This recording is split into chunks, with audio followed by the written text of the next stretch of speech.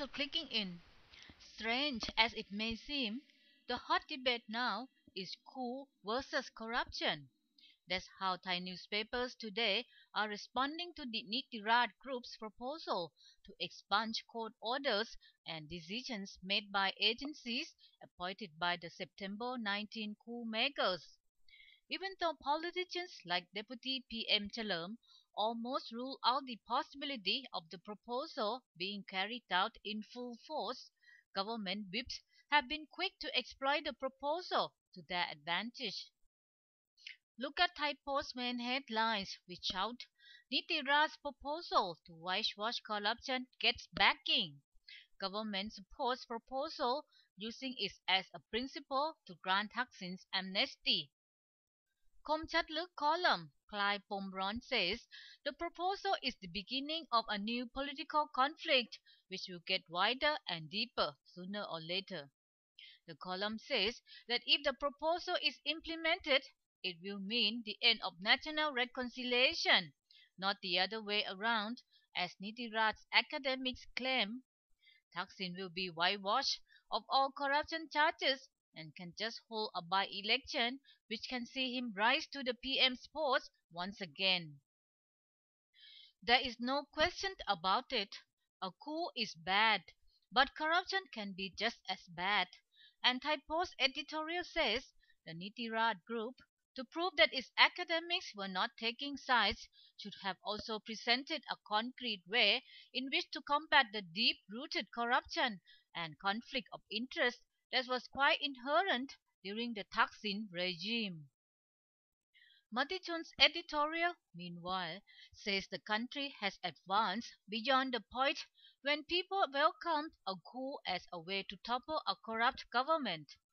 But this statement is doubtful because the pictures of people presenting bouquets of flowers to the coup makers are still vivid in our memory. Now, hot on the heels of the first-time car owner scheme comes the first home owner tax deduction project.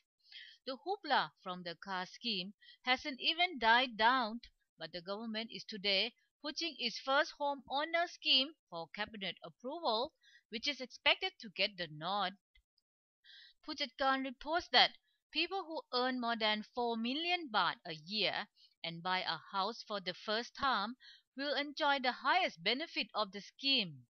Do you know how many Thais earn more than 4 million baht a year?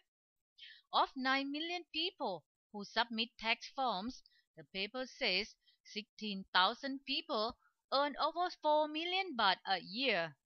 This group will enjoy a tax rebate of 37,000 baht per year or 185,000 baht in 5 years. Poor people or those whose income is less than 150,000 baht per year do not have to pay any tax, so they will not benefit from this scheme. People who earn 150,000 to 500,000 baht a year will enjoy a tax rebate from the scheme totaling 10,000 baht a year or 50,000 baht in 5 years. This is because the higher income you earn, the more tax you pay. So the higher tax you pay, the more deduction you get. The government will lose only 2 billion baht in tax revenue under this scheme compared with 30 billion baht for the first car scheme. Well, it looks like the Bangkok Metropolitan Administration can no longer fool criminals, mobs, or any ill-intentioned groups after its use of 500 dummy cameras has today made newspaper headlines. Look closely, and you will know there is no camera installed inside the camera housing unit.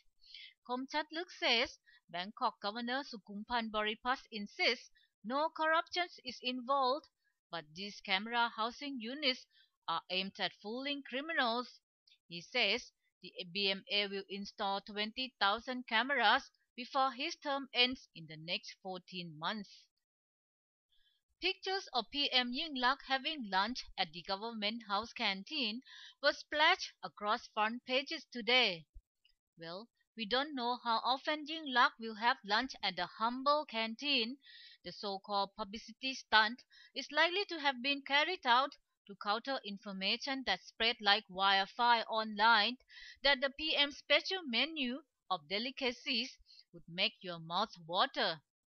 Yingluck took to Facebook to deny the allegation that each of her meals cost up to 200,000 baht. She said if that was indeed the case, she probably would have gotten really fat.